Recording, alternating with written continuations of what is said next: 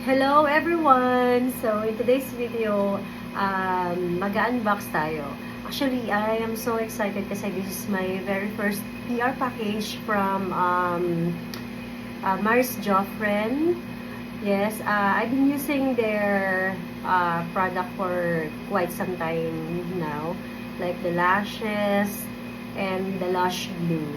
Ayan, so, nung nag-message sila sa akin through Instagram, saying na nagustuhan nila yung work ko, yung mga creations ko, sobrang natawa ako. So, wala. So, talaga natawa ako, and then sabi nila, bibigyan nila ako ng, papadalan daw nila ako ng some of their makeup tools. Ayan. So, guys, ito na nga yung aking PR package from Mars Joffren. Ayan, halata namang hindi ko pa na-open. Okay, so guys, ito. Ang cute ng color. Ang ganda ng box. Oh my God! Mars Joffren. Sorry na, baliktad niya talaga. Wait lang. Kasi wala naman akong other campa dyan. So, naka-front cam lang ako. Medyo nahihirapan kasi ako mag-film kapag naka-back cam. Sorry, okay. So, this is a PR package from Mars Joffren. So, umpusan natin. So, ito yung laman niya. Wow! Yeah! Okay. Wait lang. Pero may natanggal. Actually, wala mabusan to.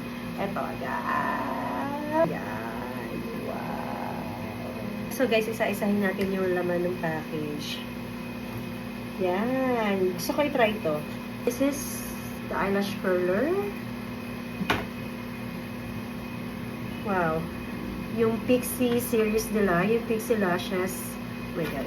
This is the Pixie. Ayan. I'll try this one. And yung mga bridal lashes nila. Meron din ako niyan.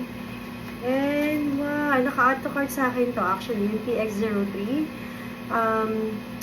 Ang ganda nito Mukhang meron akong isa pa para kasi usually PX 18 yung ginagamit ko. So yun yung madalas na nagagamit ko. And the other bridal lashes. But this one haven't tried this yet. But it's really nice.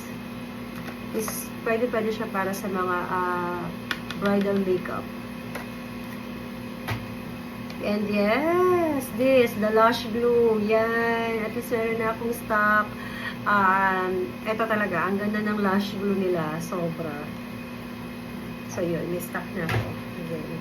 And, okay, syempre hindi mawawala yung tools, yung kanilang pang-hold ng